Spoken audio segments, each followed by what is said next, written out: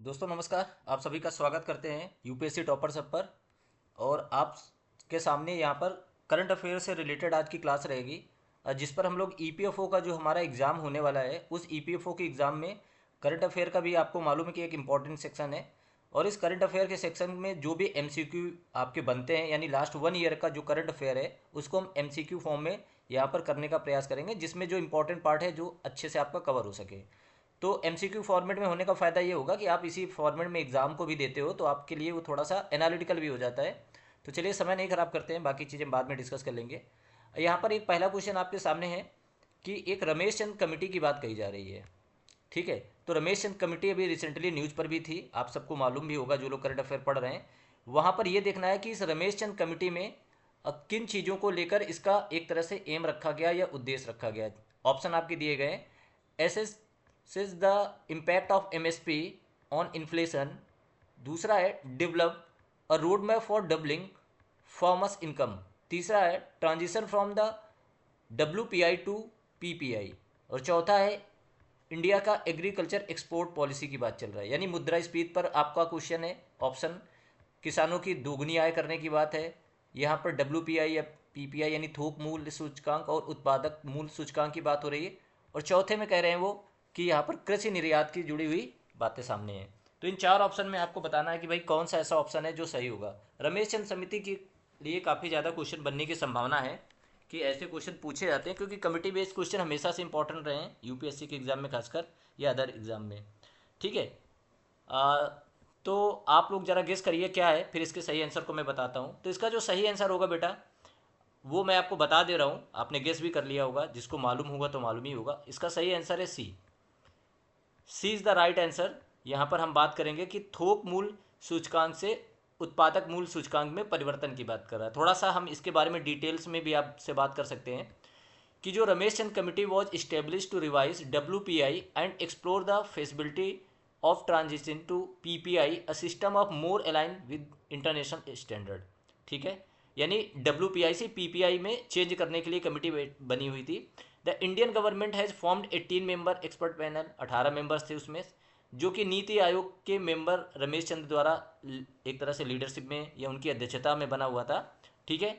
और यहाँ पर अगर हमें कुछ और बातें याद रखनी तो डब्ल्यूपीआई को लेकर आप थोड़ा सा ध्यान रखिए, कई बार ये इंपॉर्टेंट होता है। डब्ल्यूपीआई क्या होता है कि यहाँ पर जो चेंज होता है price of goods sold and traded in bulk at the wholesale level. ठीक है, यानी सामान जब बेचा जाता है या ट्रेड किया जाता है तो उसका किस तरह से प्राइस चेंज हो रहा है। ठीक है, और ये इंडिकेशन बताता है कि इन्फ्लेशन हो रहा है हमारी इकोनॉमी में कि नहीं हो रहा है। और इम्पॉर्टेंट बात क्या है कि ये सिर्फ गुड्स के लिए होता है, सर्विस के लिए नहीं होता। जैसे सीपीआई में आपने देखा था, तो it's only for the goods, यहाँ पर सिर्फ गुड्स को ही कवर किया जाता है। और इसको रिलीज कौन करता है, तो ऑफिस ऑफ इकोनॉमिक एडवाइजर द्वारा ये कह सकते हो रिलीज़ किया जाता है। ठीक है, इसके बाद ये कॉमर्स इंडस्ट्री के अंतर्गत आते हैं, तो यहाँ से ये डेटा रिलीज किया जाता है। तो ये क्वेश्चन इंपॉर्टेंट हो गया, रमेश चंद कमेटी की बात हो गई। चलते मूव करते हैं अपने दूसरे क्वेश्चन पर। दूसरा क्वेश्चन क्या है, consider the following statement about the banquet significance for the public service bank, public sector banks, PSB की बात चल रहा है कि सार्वजनिक क्षेत्र के बैंक को यानी पीएसबी के लिए बैंकेट के महत्व के बारे में आपको विचार करना है। पहला कह रहा है it help PSB recover bad loans by acting distress properties, यानी ये संकटग्रस्त जो संपत्तियां हैं ना उनकी नीलामी करके सार्वजनिक क्षेत्र के बैंकों को डूबते ऋणों की वसूली में मदद करता है। तो पहला ये चलो आपने इनका देख लिया ये वाला। दूसरा कह रहा है it ensure complete elimination of bad debts from the PSB balance sheet, यह सार्वजनिक क्षेत्र के बैंकों की बैलेंस शीट से डूबते ऋणों को पूर्ण उन्मूलन सुनिश्चित करता है। चलिए दूसरा स्टेटमेंट भी सुन लिया। तीसरा कह रहा है it enhances investor confidence by ensuring transparency in auctions, यह नीलामी में पारदर्शिता सुनिश्चित करने के लिए जो निवेशक होते हैं उनको विश्वास को बढ़ाता है। यानी कहने का मतलब क्या है कि जो इन्वेस्टर होते हैं वो ट्रस्ट ताकि कर सकें ये यहाँ पर बैठा हुआ है तो किसी के साथ अनफेयर प्रैक्टिसेस नहीं होंगी। ठीक है।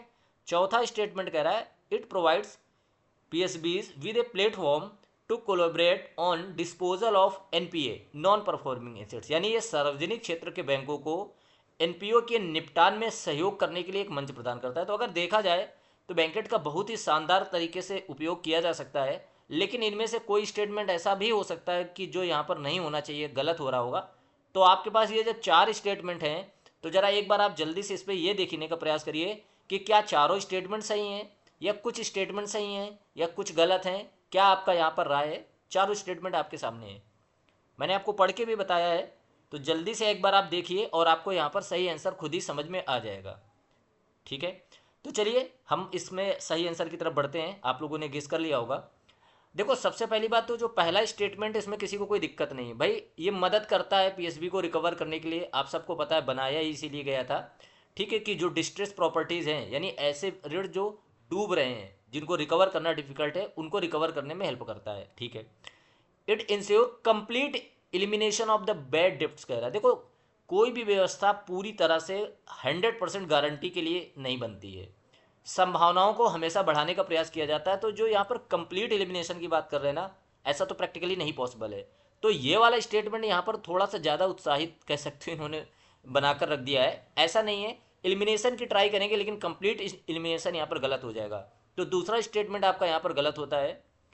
तीसरा है इन्हांस द इन्वेस्टर कॉन्फिडेंस, एकदम सही बात है। जो यहाँ पर पैसा लगाएंगे अगर उनका कॉन्फिडेंस ही नहीं बढ़ेगा, अगर सरकार बढ़ाने का प्रयास कर रही है किसी एक व्यवस्था के तहत, तो व्यवस्था में कोई दोष नहीं है, यानी ये स्टेटमेंट भी ठीक है। चौथा कह रहा है it provides PSBs with a platform for the collaborate on the disposal of non, सही बात है कि एनपीओ को कम करना यानी बैड लोन्स को कम करना है ना, जो डिस्ट्रेस लोन है उनको कम करना। तो इसमें भी मुझे नहीं लग रहा कि कोई इशू किसी को होना चाहिए, एकदम सही स्टेटमेंट है, इसको भी आप एकदम करेक्टली मानकर चलते हैं। तो ये भी स्टेटमेंट सही है। तो मात्र आपका एक स्टेटमेंट सेकंड यहाँ पर गलत होता है। और सेकंड स्टेटमेंट गलत होने का मतलब कि जो सही हुआ आपका, यहाँ पर 4 दिए गए थे तो ओनली 3, केवल 3 यहाँ पर आपके सही हैं। इसका मतलब है कि सी इज द राइट आंसर। सी यहाँ पर क्या होगा? राइट आंसर होगा। देखते हैं क्या आंसर है। C is the right answer. Banquet reducing bad डेप्ट is can not completely eliminate them. वही बात मैंने बोला कि भाई पूरी तरह से कब से कोई चीज़ हटाने लगा, ये तो व्यवहारिक रूप से संभव ही नहीं है। ठीक है, तो यहाँ पर ये स्टेटमेंट भी आपको क्लियर होता है। बात करते हैं तीसरे पे, अगले क्वेश्चन पे आते हैं। Which of the following best describe the concept of blood money, जिसको दिया बोलते हैं, अंडर इस्लामिक शरिया लॉ। देखो अभी क्या चल रहा है, ये बड़ा न्यूज में भी है। आप सबको पता है कि यमन में एक हमारी जो नर्स हैं उनको फांसी की सज़ा दी जा रही थी और भारत सरकार ने उसको कहीं ना कहीं से संघर्ष करके बचा लिया, यानी अब उनको फांसी की सज़ा नहीं दी जाएगी। तो अब यहाँ पर एक बात हमारे सामने और आती है कि इस तरह के अगर जब भी कोई क्वेश्चन आपके सामने आते हैं जो लगातार न्यूज में चल रहा है, तो आपको ध्यान रखना पड़ेगा कि भाई इस तरह के क्वेश्चंस को करते समय हमारे सामने जो करंट के अगर सिनेरियो से जुड़ा हुआ क्वेश्चन है तो वो आपको बहुत ज़्यादा रिलेवेंट रखता है, मतलब वो आपके लिए बहुत ज़्यादा इंपॉर्टेंट हो जाता है। तो बात करते हैं दिया की। अब पहला कह रहा है कि ये state imposed fine for the all criminal offences, मतलब जितने भी आपराधिक कार्य करते हैं राज्य इन पे अनिवार्य जुर्माना लगाता है। उसकी बात चल रही है दिया को लेकर, यानी ब्लड मनी का। तो एक तो ये ऑप्शन हो गया। दूसरा कह रहा है a form of penalty exclusive for the crime against property, संपत्ति के विरुद्ध अगर अपराध होता है तो ये विशेष रूप से दंड के रूप में आपको दिया जाता है, यानी आपको देना पड़ता है। ये ऑप्शन हो गया। तीसरा है compensation paid by the offender to the victim of their family in case of unintentional और इंटेंशनल होमिसाइड। अगर मान लो जानबूझकर या अनजाने में आपने हत्या कर दी है किसी की, तो जो पीड़ित परिवार है यानी जिनके यहाँ पर हत्या हुई, तो वहाँ पर क्या अपराधी जिसने मर्डर किया है उससे जो लिया जाएगा एक तरीके से कह सकते हो जुर्माना, वो ये जुर्माना है जो तीसरा वो कह रहे हैं। या चौथा कह रहे हैं A fix some determine the international human rights, या अंतर्राष्ट्रीय मानव अधिकार कानून द्वारा एक निश्चित राशि बना दी गई कि भैया आपने ये जो भी किया है इसके बदले में आपको ये पैसा देना होगा। तो 4 ऑप्शन है, जरा आप एक बार सोचने का प्रयास करिए कि इनमें से आपको कौन सा ऑप्शन ऐसा लगता है जो कि सही होना चाहिए। इस्लामिक शरिया कानून भी लिखा हुआ है तो इसको भी आप पढ़ते समय जरूर ध्यान रखें, अदरवाइज जो सही आंसर है वो आप मिस कर जाओगे। ठीक है, तो होपफुली यहाँ पर आप लोगों ने जो आंसर सोच लिए होंगे उसके बिहार पर हम अगर आगे बढ़ें तो देखो सभी आपराधिक कार्यों के लिए तो कभी नहीं हो सकता है भैया। मैंडेटरी आप थोड़ी कर दोगे कि जितने केसेस हैं उनमें सब में ब्लड मनी ही देना है, तो ये तो यहीं से गलत हो गया। क्राइम अगेंस्ट प्रॉपर्टी नहीं होता है, ये मैं आपको बता दे रहा हूँ क्योंकि फैक्चुअली है। और ह्यूमन राइट्स क्यों देगा अगर सरिया कानून के तहत है, तो ये भी गलत हो गया। तो सही आंसर तो एक्चुअली सी है। और ये मैंने उदाहरण आपको बताया भी है कि ये अभी न्यूज़ पे लगातार है। आप देखोगे तो एक यमन पे जो हमारी नर्स हैं उनको इसी तरह से उन्होंने ट्राई किया था कि किसी की जो उनकी हत्या हो जाती है उनके परिवार को पैसा देने का, बट काम नहीं बन रहा था। लेकिन बाद में चलो वहाँ पे भारत सरकार ने एक्टिवली काम किया तो उनको सज़ा से मुक्ति हो गई, यानी उनको फांसी नहीं दी जाएगी। जो भी सजा थी, गोली मारने का खैर आदेश था, वो अब नहीं दिया जाएगा। ठीक है, तो उनकी जो मृत्युदंड को रोक लिया गया, तो वहाँ पर ये न्यूज़ पे फिर आया था, तो इस बार फिर हो सकता है एग्जाम में आपसे पूछा जाए। तो इसका सही आंसर क्या होगा? सी होगा। ए provision under Islamic law where the offender compensate the victim to their family for unintentional और intentional homicide। मैंने बोला ना कि आपने किसी के परिवार में अगर किसी की हत्या कर दी या जाने या अनजाने आपसे उसकी हत्या हो गई, तो उस परिवार, जो विक्टिम है, जो पीड़ित है, उसके परिवार वाले अगर खुद से अपनी मर्जी से आप उनसे बात करने जाओ, अगर वो मान जाते हैं कि चलो ठीक है कि इतना पैसा दे दो, हम आपको माफ़ कर रहे हैं, तो ये सरिया लॉ के तहत आपको छोड़ा जा सकता है। ठीक है, तो ये एक इंपॉर्टेंट बात है जिसको आपको ध्यान रखना होगा।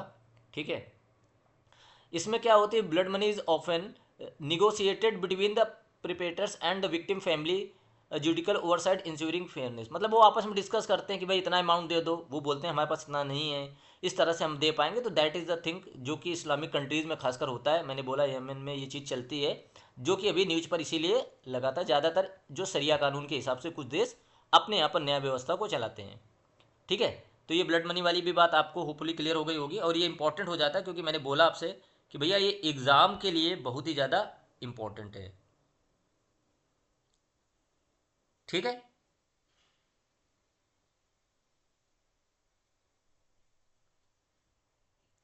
चलिए आगे देखते हैं नेक्स्ट पे।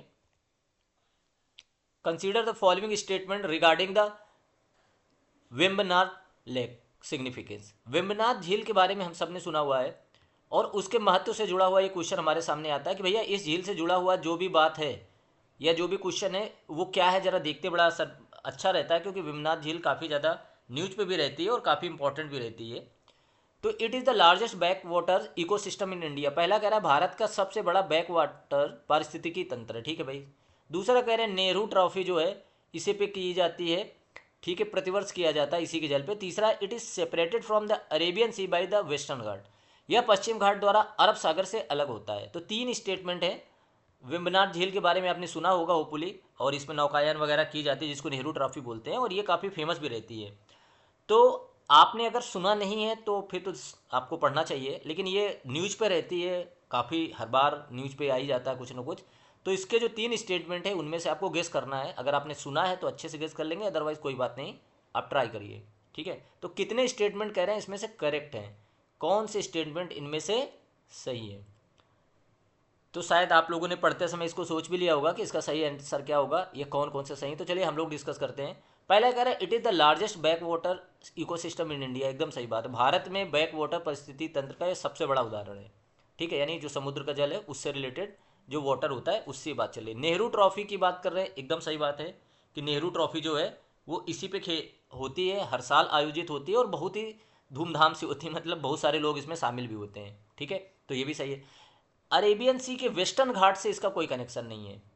ये बैक वाटर झील है, इसमें अरेबियन सी और वेस्टर्न घाट अलग होने के कारण नहीं बनता है। ठीक है, तो ये यहाँ पर जो तरीका बताया गया है इसका बनने का वो गलत है। तो दो स्टेटमेंट सही हो गए। पहला स्टेटमेंट आपका यहाँ पर सही होता है, दूसरा स्टेटमेंट सही होता है, तो यानी B is the right answer. B यहाँ पर आपका सही आंसर होता है। अब हम लोग देखते हैं कि इसका क्या दिया गया है, डिटेल में बी दिया गया है।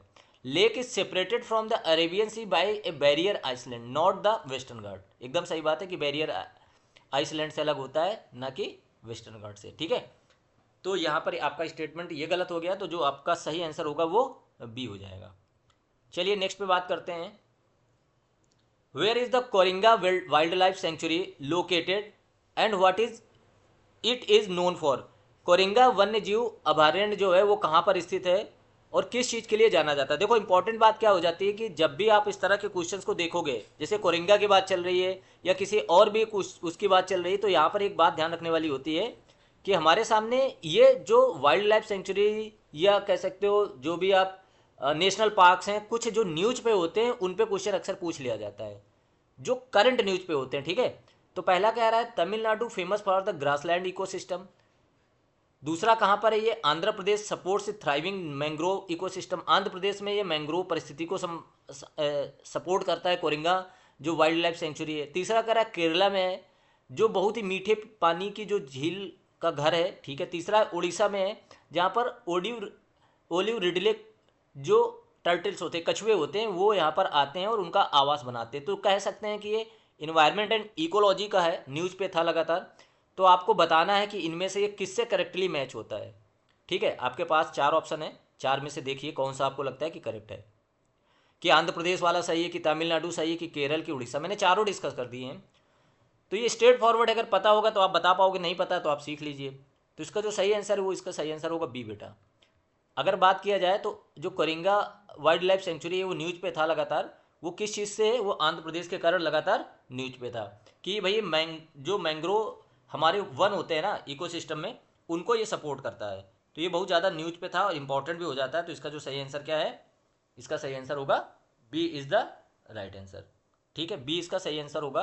देख लेते हैं क्या सही आंसर है, तो बी ही सही आंसर है।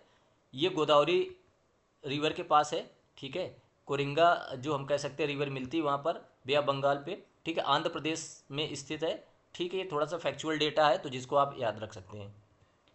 चलिए मूव करते हैं अगले क्वेश्चन पर।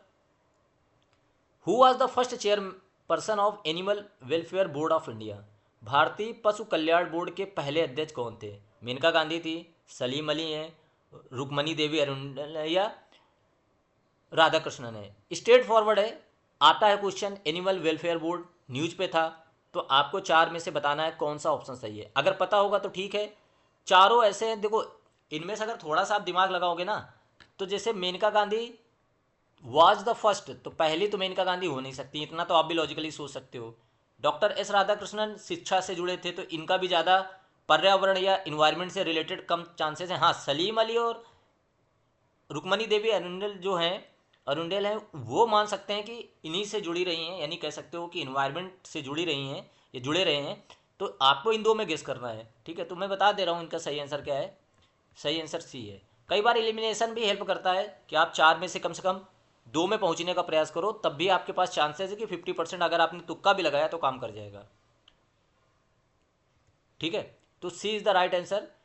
ये 1962 को बना था, जो पशुओं के साथ क्रूएल्टी है उसको रोकने के लिए। रुक्मणी देवी अरुंडल इनकी पहली अध्यक्ष थी, यानी पहली चेयरपर्सन थी। अब आगे बात करते हैं। The blue flag certification is awarded by which of the following organisation? जो ब्लू फ्लैग यहाँ पर दिया गया है, प्रमाणन की बात चल रही है, वो निम्नलिखित में से किस संगठन द्वारा दिया जाता है? कौन सा संगठन है ना? तो पहला United Nation environment programme, UNEP. This is the very important. UNEP आप सबको पता है कि पर्यावरण पे बहुत ही ज़्यादा अच्छा काम करता है वो। International union for the conservation of nature, IUCN, सबको मालूम होगा जो इन्वायरमेंट के बारे में बात करते हैं।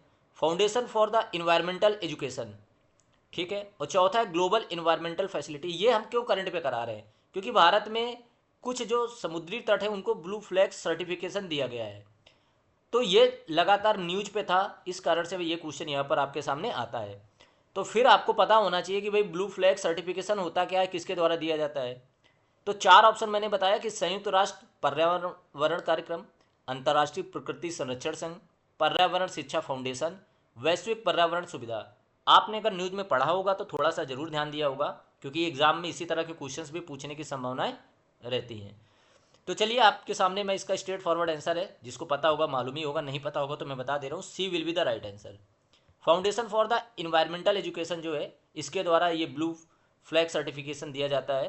ठीक है, अगर इसके बारे में थोड़ा सा डिटेल में देख लें तो ये सेफ्टी एंड क्लीनेस के लिए, मैंने बोला ना डेनमार्क से रिलेटेड है। ठीक है, और सफाई वगैरह के लिए दिया जाता है कि स्वच्छ तरीके से आप रखते हैं अपने समुद्री पर्यावरण को कि नहीं रखते हैं। ओरिजिन कहाँ पे हुआ? 1985 में हुआ। एक्सपेंडेड ग्लोबली 2001 में हुआ। ठीक है, water quality and environment management के लिए दिया जाता है, ताकि जो साफ पानी है यानी फ्रेश वाटर इकोसिस्टम है वहाँ पर किसी तरीके से कुछ नुकसान ना हो, यानी गंदगी ना आए या जो इकोसिस्टम है उसको ज़्यादा चोट ना पहुँचे। ठीक है, तो इन सारी बातों को ध्यान में रखकर यहाँ पर काम को किया जाता है। ठीक है, दिया जाता है सर्टिफिकेट। चलिए भाई अगले क्वेश्चन पर आते हैं। What is the primary goal of one rocket two mission initiative? एक रॉकेट 2 मिशन, इस पहल का प्राथमिक लक्ष्य क्या है? ठीक है, तो to showcase the capability of private sector companies in lunar exploration, चंद्र अन्वेषण में निजी क्षेत्र की कंपनियों की क्षमता का प्रदर्शन करना, ये न्यूज पे था इसलिए मैं आपसे डिस्कस कर रहा हूँ यहाँ पर। दूसरा है to explore the lunar south pole using a single spacecraft, एक ही अंतरिक्ष यान का उपयोग करके चंद्रमा के दक्षिणी ध्रुव पर पहुंचना या रिसर्च करना। तीसरा है to reduce the cost of interplanetary mission by using reusable rocket system, ठीक है, पुनः प्रयोज्य रॉकेट प्रणाली का प्रयोग करके अंतर्ग्रही मिशनों की लागत को कम करना। और चौथा है to establish a permanent human presence on the moon, चंद्रमा पर स्थायी मानव उपस्थिति। देखो थोड़ा लॉजिकली समझो, पहले बात तो चंद्रमा में ऐसा तो किया नहीं जाएगा कि स्थायी जाके किसी को छोड़ने का भी इतनी जल्दी प्लान चल रहा हो, दक्षिणी ध्रुव का है नहीं। अब यहाँ पर आपको या तो पहला लग रहा होगा या तो तीसरा, लेकिन स्पेशली चंद्रमा के लिए बात करना थोड़ा सा इस पे आप जा सकते थे गेस करके, क्योंकि 3 ऑप्शन चंद्रमा क्या कह रहा है, चौथा नहीं कह रहा है। तो इसका जो सही ऑप्शन है वहाँ पर आप कह सकते हो कि चंद्र अन्वेषण में निजी क्षेत्र की कंपनियों का क्षमता। देखो यहाँ पर क्या है, यूएसए की एक कंपनी है और एक जापान की कंपनी है, दोनों प्राइवेट कंपनियां हैं और वो मिलकर क्या कर रहे हैं, इस तरीके के एप्लीकेशन को या इस तरीके का एक इनिशिएटिव उन्होंने लिया हुआ है, ठीक है। तो A will be the right answer. क्या है इस पे, the initiative highlight the role of private sector companies in space exploration by launching 2 distinct lunar mission abroad a single space Falcon 9 rocket. किस पे, ठीक है, लूनार टेक्नोलॉजी के लिए 2 नेशन कौन से इन्वॉल्व हैं, United states and Japan. Space x के द्वारा किया जा रहा है और जापान और अमेरिका मिलकर इस पर कह रहे हैं, प्राइवेट संस्था द्वारा इसमें इन्वॉल्व हो रहे हैं। साथ ही साथ ये बहुत ही बड़ा प्रोग्राम है, क्योंकि क्या होता है कि कई बार सरकार जो होती है वो मिलकर किसी बड़े प्रोग्राम को करती हैं, तो इस तरह के प्रोग्राम हमेशा न्यूज़ पे रहते हैं। दूसरी इंपॉर्टेंट बात क्या है कि साइंस टेक से रिलेटेड क्वेश्चन है, ठीक है। और साइंस टेक में ये जो इसरो, नासा या इस तरह के जो ज्वाइंट एक तरह से वेंचर हैं, इन पे क्वेश्चंस बहुत आते रहते हैं। तो ये आपके लिए इंपॉर्टेंट हो जाता है कि जब भी इस तरह के क्वेश्चंस बनते हैं तो आप इनको जरूर अच्छे से ध्यान रखो, क्योंकि क्वेश्चन पूछे जाते हैं, इस पर जनरली क्वेश्चन बनते हैं और एग्जाम में आप देखोगे तो आपको पिछले साल के एग्जाम से थोड़ा ज़्यादा अच्छे से आइडिया हो ही जाता है। चलिए बात कर लेते हैं अगले क्वेश्चन पर, थोड़ा सा स्टेटमेंट बेस्ड क्वेश्चन भी देखते हैं कैसे होते हैं। Consider the following statement regarding the location of Satish Dhawan space centre. भाई सतीश धवन स्पेस सेंटर को लेकर इंडिया में किसी को कोई डाउट तो नहीं होना चाहिए कि ये होता क्या है। इतना तो अब सबको पता है कि अगर आप स्टूडेंट हो, आप तैयारी कर रहे हो तो इसरो, नासा ये सब सुनते रहते हो, तो सतीश धवन के बारे में पता ही होगा। यहाँ पर स्टेटमेंट पहला क्या कह रहे हैं कि Satish Dhawan space centres location allow efficient Jio stationery and polar satellite launch, कि सतीश धवन अंतरिक्ष केंद्र की जो उपस्थिति है, यानी वो जिस जगह पर स्थित है उसकी पोजीशन के कारण उसको कुछ बेनिफिट है। वो कह रहे हैं कि इसमें क्या मिलता है कि वो उपग्रह को एक तरीके से भेजने में मदद करता है वहाँ की पोजीशन। दूसरा क्या है, its proximity to the equator reduce the energy required for the satellite placement. Actually ये कह रहे हैं कि भूमध्य रेखा के भी पास है, तो प्रक्षेपण के लिए जो आवश्यक ऊर्जा होती है वो इसको यहाँ से आसानी से मिल जाती है। यानी अगर आप इक्वेटर के पास रखोगे इस तरह की अपनी लैब को, तो वहाँ से आपको एक एक्स्ट्रा हेल्प मिल जाएगी, ये बात वो कह रहे हैं। तो क्या स्टेटमेंट सही है, क्या बोथ सही है, उसका रीजन सही है, क्या सिर्फ स्टेटमेंट सही है रीजन सही नहीं है, या इस पहला सही है या दूसरा गलत है। इस तरीके से आपको 4 स्टेटमेंट दिए गए हैं। तो जल्दी से आप ज़रा थिंक करिए कि पहले, दूसरे, तीसरे में से कौन सा ऐसा आपको लग रहा है जो इस बात को जस्टिफाई कर रहा है कि इनमें से कौन सा स्टेटमेंट सही होगा।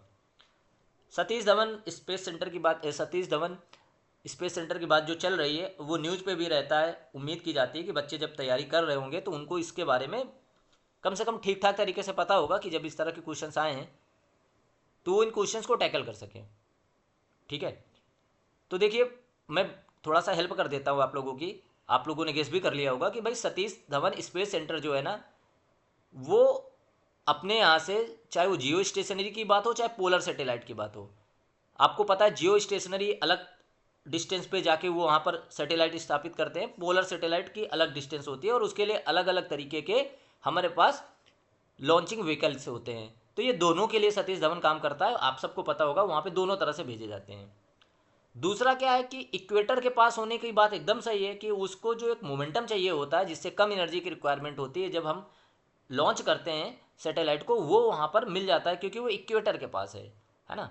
तो आप इसको थोड़ा सा जाके ज्योग्राफी में पढ़ोगे तो आपको ये बात और समझ में आ जाएगी। बट हाँ, ये बात दोनों सही है और ये statement 1 and statement 2 both are correct, और दूसरा उसको जस्टिफाई भी कर रहा है। क्यों? क्योंकि भाई बता रहा है ना कि क्यों दोनों को लॉन्च किया जाता है वहाँ से, क्योंकि ये कारण है, नहीं तो क्या कहीं और से कर दिया जाता है। तो उसको आपस में इंटरकनेक्ट भी कर रहा है, तो जस्टिफाई भी कर रहा है। तो जो सही आंसर होगा that will be the A answer, A will be the correct one.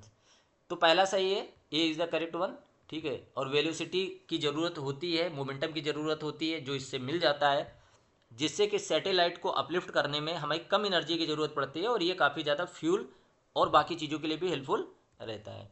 चलिए ठीक है, आते हैं अगले क्वेश्चन पर। What is the primary function of the National Internet Exchange of India?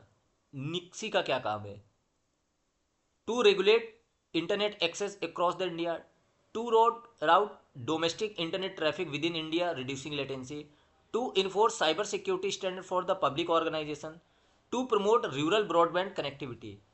पूरे भारत में इंटरनेट पहुंच को विनियमित करना, ठीक है, भारत के भीतर घरेलू इंटरनेट ट्रैफिक को रूट करना जिससे विलंबता कम हो, यानी लेटेंसी की बात कर रहा है, सार्वजनिक संगठनों के लिए साइबर सुरक्षा, और ग्रामीण ब्रॉडबैंड कनेक्टिविटी को बढ़ावा देना। चार ऑप्शन है, आप गेस करिए कि चारों में से आपको कौन सा सही लगता है, जल्दी से सोचिए। सीधा सीधा है, अगर पता होगा तो मालूम होगा, ऐसे क्वेश्चन स्ट्रेट फॉरवर्ड होते हैं। ठीक है, तो आपको बस इसमें से जाना है कि सही ऑप्शन में क्या होगा। तो इसका सही आंसर बी है।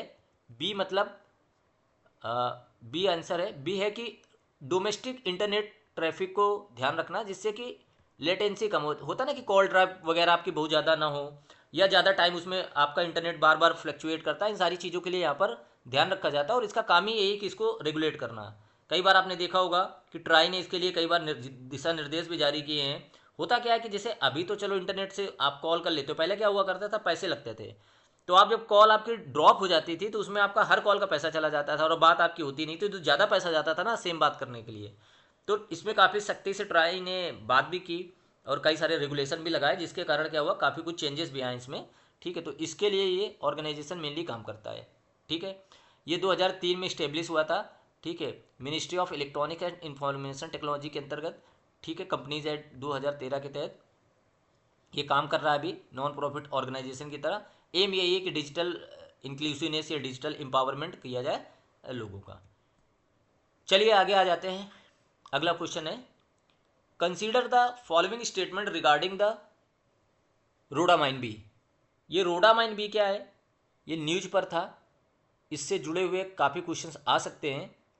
क्या ये करता है, ये पहले चीज आप समझिए। पहला कह रहा है it is naturally occurring dye obtained from plant based source. यह पादप आधारित स्रोतों से प्राप्त होने वाली एक प्राकृतिक रूप से पाया जाने वाला डाई है, यानी रंग है। रंग जानते हो ना, डाई जो होती है आपने देखा होगा, नेचुरल भी होती है, आर्टिफिशियल भी बनाई जाती है। दूसरा है it is use in food products is ban globally due to its harmful effect.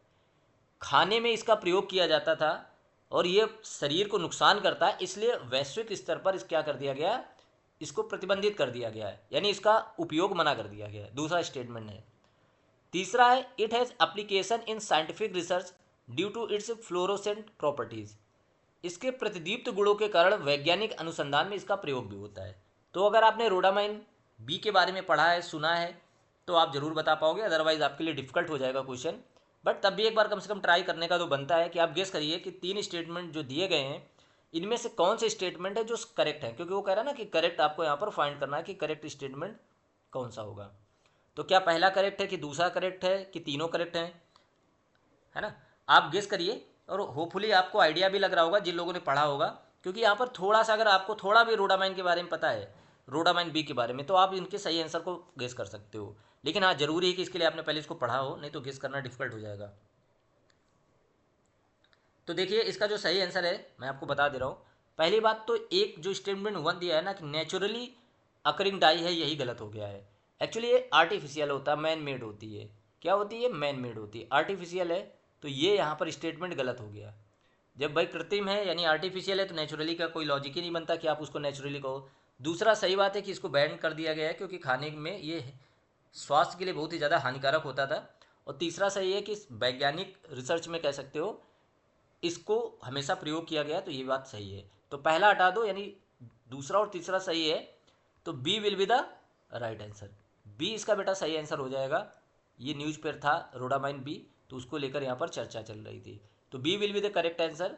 ये क्या होता है, ये नेचुरल नहीं है, ये सिंथेटिक डाई होती है। इसका जो फार्मूला है C28H31, ये इस तरह का आपको नहीं याद रखना, बस याद रखना कि ऐसे होता है, ठीक है। ये ज़्यादातर यहाँ पर यूज होता है लेदर वगैरह में, ठीक है, और साइंटिफिक रिसर्च में भी यूज होता है। तो चलिए रोडामाइन बी की बात कर लेते हैं। एक कार्टर डॉक्ट्रिन की बात चल रही है। किसकी बात चल रही है? Carter doctrine. इंटरनेशनल रिलेशन की न्यूज है कि ये जो कार्टर डॉक्ट्रिन है, इसका मेन एम क्या था, चीफ फोकस क्या था, ये किस लिए बना हुआ था, है ना। तो पहला है इसका promoting nuclear डिसआर्मामेंट in the middle east. भाई मध्य पूर्व में परमाणु निषेध। मध्य पूर्व देख ही रहे हो हालत क्या है, उधर ईरान लड़ रहे हैं, उधर इजराइल लड़ रहा है, उधर सीरिया में भी अस्थिरता है। तो मिडिल ईस्ट को कहा जा रहा था कि भाई ये डिसआर्मामेंट प्रोग्राम के लिए है, ठीक है। दूसरा है advocating for the peaceful resolution of cold war conflicts. शीत युद्ध आपको पता है 90 के दशक में 1991 पे ख़त्म होता जाकर, उस समय पे जो संघर्ष थे उनके समाधान की वकालत करता था कि शांतिपूर्वक तरीके से हमें सॉल्यूशन करना चाहिए, ठीक है भाई। तीसरा है establishing diplomatic ties with the Soviet union post Afghanistan इन्वेशन। यानी अफगानिस्तान पर आक्रमण के बाद सोवियत संघ के साथ राजनयिक संबंध स्थापित करना, ठीक है। This is the another important information कि अफगानिस्तान पर आक्रमण के बाद सोवियत संघ के साथ राजनयिक स्थापना करने की बात यहाँ पर कही जा रही है, ठीक है। तीसरा है asserting US willingness to use military force to defend its interest in the Persian gulf.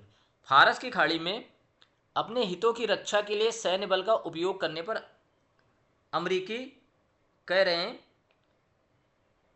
इच्छा पर जोर देना, ठीक है। तो यानी कहने का क्या मतलब है कि अमेरिका की हितों की बात करना। तो जो ऑप्शन इसमें से दिया गया है बेटा, आपने देखा होगा, अगर पता है तो आप बता पाओगे, नहीं तो मैं बता दे रहा हूं, ये D will be the right answer. Asserting US willingness to use military force to defend its interest in the Persian Gulf. फारस की खाड़ी में अपने हितों की रक्षा के लिए सैन्य बल का उपयोग करके अमेरिकी इच्छा पर जोर देना, ये यहाँ पर सही ऑप्शन है, यानी D will be the correct option. यही बात कहा जा रहा है कि यूएस फॉरेन पॉलिसी में इसको यूज किया गया है, ठीक है। और दूसरी बात क्या है, पर्शियन गल्फ के लिए है। कार्टर स्टेट की बात कही गई थी 1980 में, ठीक है। तो ये बात आपने यहाँ पर जिमी कार्टर द्वारा यूज किया गया था, आपने देख लिया। चलिए अगली बात करते हैं H1B1 वीजा की। भाई H1B1 वीजा कौन ऐसा होगा जो आज के युग में नहीं जानता होगा, खासकर डोनाल्ड ट्रंप के आने के बाद H1B1 वीजा तो दुनिया में कह सकते हो सब ट्रेंडिंग टॉपिक्स की तरह यूज होता है। तो कुछ स्टेटमेंट दिए गए हैं जो आपको H1B1 वीजा के लिए यूज करना है, बताने हैं। पहला है the H1B1 visa is applicable only to the workers in the IT sector. IT sector के कर्मचारियों के लिए लागू होता है। दूसरा, employer must provide a lack of available qualified US worker to hire H1B1 visa. H1B1 visa धारकों को नियुक्त करने के लिए नियोक्ताओं को यह साबित करना होगा कि उनके पास योग्य अमेरिकी कर्मचारी उपलब्ध नहीं है। यानी जब अमेरिका का खुद का एम्प्लॉयमेंट नहीं काम करेगा तब आप दूसरों को दे सकते हो, ये बात है। तीसरा है H1B1 visa holders can work for the multiple employer without restriction. H1B1 visa धारक बिना किसी प्रतिबंध के किसी भी नियोक्ताओं के लिए काम कर सकते हैं। तो ए इसका कह रहे हैं यहां पर सही होगा, ओनली वन इज करेक्ट। तो ये बात तो सही है कि भाई पहली चीज क्या कह रहा है, पहला स्टेटमेंट है गलत होगा, पहला स्टेटमेंट इनकरेक्ट है, क्योंकि देखो कि सिर्फ IT के लिए नहीं है, ये किसको किसको कवर करता है, इंजीनियरिंग, हेल्थ केयर, रिसर्च सबको करता है। दूसरा, ये एम्प्लॉयर को बताना पड़ता है कि भैया जिस चीज़ के लिए हम H1B1 बीमा जारी कर रहे हैं वो उस देश का यानी अमेरिका का जो कर्मचारी वो नहीं कर सकता है, तभी हम उस पोजीशन के लिए H1B1 जारी करते हैं, तब हम बाहर से मनाते हैं, यानी पहले अमेरिकन को जॉब दो। और तीसरा कह रहा है सिर्फ वो जिस चीज़ के लिए आता है उसी में होता है। तो ऐसा नहीं कि आप एक H1B1 वीज़ा ले लिया तो आप सभी जगह काम कर सकते हो, ये गलत हो जाएगा, ठीक है। तो वन इज करेक्ट हो गया। H1B1 वीज़ा के बारे में थोड़ा पढ़ लेते हैं। यूएस एम्प्लॉयर को स्किल्ड लेबर जो फॉरेन से है उनके लिए ये एक तरह से अमेरिका में एक पॉलिसी है कि वो ले सकते हैं, यानी अपने यहाँ पे रख सकते हैं। अमेरिका पे होता है जो स्किल गैप है उसको फिल करने के लिए होता है कि भाई हमें नीड है, अब हमारे यहाँ पे नहीं मिल रहे तो बाहर से ले लो, ठीक है। जाने के लिए रिसर्च बेस डिग्री होनी चाहिए, इंजीनियरिंग की डिग्री या मेडिकल वगैरह इस तरह से आपकी होनी चाहिए। पहले शुरुआत में 3 साल के लिए किया जाता है और 6 साल के लिए बाद में बढ़ाया जाता है। ठीक है, इसके बाद अगर आदमी वहाँ पर H1B1 वीज़ा लेके गया है तो परमानेंट रेसिडेंसी के लिए भी अप्लाई कर सकता है, ग्रीन कार्ड के लिए भी। ठीक है, नहीं यूज कर सकता है। अगली चीज़ क्या है, लगभग 65,000 लोगों के लिए किया जाता है, 20,000 बाद में किया जा सकता है। कंडीशन क्या है, ठीक है, अमेरिका में काम करने के लिए तैयार हो, इस तरह की चीज़ें हैं। तो थोड़ा सा पढ़ लीजिएगा आप लोग, H1B1 वीज़ा की बात है, वो काफ़ी ज़्यादा इंपॉर्टेंट होता है, तो उसको हम यहाँ पर ध्यान रख सकते हैं। ठीक है, चलिए अगला क्वेश्चन आता है, the Torrijos Carter treaty is primarily aimed to, जो टोरिजोस कार्टर संधि हुई थी उसका प्रमुख उद्देश्य क्या था? To establish join US Panama control over the Panama Canal, end all US military presence in Panama. तीसरा, establish the Panama Canal as a tax free trade zone. चौथा, transfer full control of the Panama canal to the Panama by the specific. Panama जो नहर है उसको related है, उसके नियंत्रण से जुड़ा हुआ ये संधि की बात है, न्यूज पे थी लगातार, तो देख लेते हैं, डी इसका सही आंसर है। यानी transfer full control to the Panama canal to the Panama by the specific date, यानी जो पनामा नहर है उसका पूरी तरह से पनामा को हस्तांतरित कर देना, ये टोरिजोस कार्टर संधि का कह सकते हो एक तरह से उद्देश्य था। ठीक है, थोड़ा सा देख भी लेते हैं इसके बारे में। 1999 में हुआ था, यूएस के मिलिट्री प्रेजेंस को हटा दिया गया था वहाँ से। ठीक है, और पूरी तरह से अमेरिका को कह दिया गया था कि भाई अब आप हटिए, और ये पूरी तरह से पनामा नहर जो है पनामा के अंडर में रहेगी। तो ये काफ़ी महत्वपूर्ण भी है और न्यूज़ पर भी थी, क्योंकि पनामा नहर हुआ या स्वेज नहर हुआ, ये न्यूज़ पर रहते हैं तो हमेशा क्वेश्चन बनता है। अगला क्वेश्चन है, India has long A protest with China over the establish of 2 new countries. 2 नए काउंटीज हैं हेआन और हेकॉन्ग की स्थापना पर चीन के समक्ष भारत ने विरोध दर्शाया। क्यों कराया है? पहला कह रहे हैं कि it contain headquarter of the Chinese communist party, क्योंकि वहाँ पे चाइनीज कम्युनिस्ट पार्टी का मुख्यालय स्थापित हो रहा है। दूसरा कह रहे हैं it is a hub for the oil and natural gas exploration. तीसरा, it include disputed territory like the Aksai Chin, जो विवादित अक्साई चीन है उससे जुड़ा है। चौथा है, ये जो चाइना का बेल्ट एंड रोड इनिशिएटिव है उसमें क्रिटिकल पोर्ट है। तो देखो लॉजिकली देखो तो इससे हमें कोई लेना देना नहीं, कम्युनिस्ट पार्टी कहाँ आ रही है, नेचुरल हब है वो भी नहीं, इन दो को आप कह सकते हो, लेकिन ज़्यादा अप्रोप्रिएट इसलिए है क्योंकि अक्साई चीन विवादित क्षेत्र है और भारत हमेशा अक्साई चीन को लेकर चाइना से बात कर रहा है कि भाई ये हमारा हिस्सा था, आपने इसको ज़बरदस्ती लिया है। तो एक्चुअली ये उसी के पास है, इस कारण से हम इसको कह सकते हैं कि ये जो हमारा है, ये इसको इस तरीके की जो व्यवस्थाएं करना जहाँ पर डिस्प्यूटेड एरिया है वो ठीक नहीं है। तो इसी को लेकर यहाँ पर लगातार चर्चा चल रही है। तो ये सारे क्वेश्चंस आपके होते हैं। ठीक है, अब क्वेश्चन करने के साथ साथ मैं आपको एक चीज़ और बता दे रहा हूँ कि भाई हम लोग जो EPFO का बैच है, ये बैच आपको मिल जाएगा अगर आप जाओगे। तो सबसे पहले जैसे आपको UPSC टॉपर सब पे यहाँ पर जाके UPSC टॉपर सब आपको यहाँ पर सर्च करना है। सर्च करते ही आपको इस तरह का इंटरफेस आ जाएगा। ये इंटरफेस आने के बाद आप लास्ट में आओगे तो ये आपको यहाँ पर हमारे बैचेस के बारे में मिल जाएगा। यहाँ पर ये UPSC EPFO का बैच आपको मिल जाएगा। ये बैच है आपका 11 अगस्त से स्टार्ट हो रहा है, मात्र 4,999 रुपीज़ में है। ठीक है, तो इसको जाकर आप वहाँ पर परचेज कर सकते हो। क्लियर है? और बाकी किसी इन्फॉर्मेशन के लिए आप हमारे साथ कनेक्ट कर सकते हो।